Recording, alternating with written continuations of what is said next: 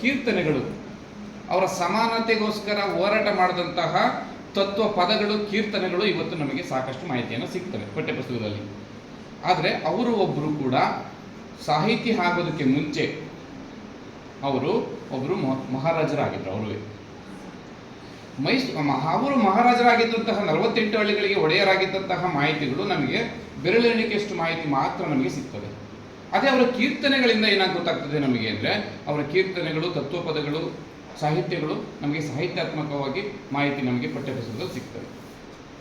ನಾನು ಕೆಲವು ಉದಾಹರಣೆ, ಬಸವಣ್ಣನ ಬಗ್ಗೆ ಆಗಿರ್ಬೋದು, ಇಂದಿನ 15-16 ಶತಮಾನದ ಇಂದಿನ ಕೆಲವೊಂದಿಷ್ಟು ಆಲಮ ಪ್ರಭು ಆಗಿರ್ಬೋದು, ಈ ರೀತಿ ಸಾಹಿತ್ಯಾತ್ಮಕ ವಿಚಾರಗಳಿರ್ಬೋದು, ನಾಡು ನುಡಿಗೆ ಶ್ರಮಿಸಿದಂತಹ ವಿದ್ವಾಂಸರ ಸಾಧನೆಗಳನ್ನು ನಾವು ನೋಡೋಕೊಟ್ಟಾಗ 18ನೇ ಶತಮಾನದಿಂದ ಈಚೆಗೆ ಸಾಕಷ್ಟು ದಾಖಲೆಗಳು ನಮಗೆ ಸಂರಕ್ಷಣೆ ಇದ್ದಿದ್ದರಿಂದ ಮಾಹಿತಿ ಸಿಗ್ತಾ ಹೋಗ್ತವೆ, ಹೆಚ್ಚಿನ ಮಾಹಿತಿ ಸಿಗ್ತಾ ಹೋಗ್ತವೆ. 18ನೇ ಶತಮಾನದಿಂದ ಹಿಂದಕ್ಕೆ ಸಾಕಷ್ಟು ದಾಖಲೆಗಳ ಕೊರತೆಯಾಗಿ ನಮಗೆ ಹಲವಾರು ಸಾಧಕರ ಒಂದು ಚರಿತ್ರೆಯನ್ನು ಇವತ್ತಿಗೂ ಕೂಡ ವಿಶ್ಲೇಷಣೆ ಮಾಡಲಿಕ್ಕೆ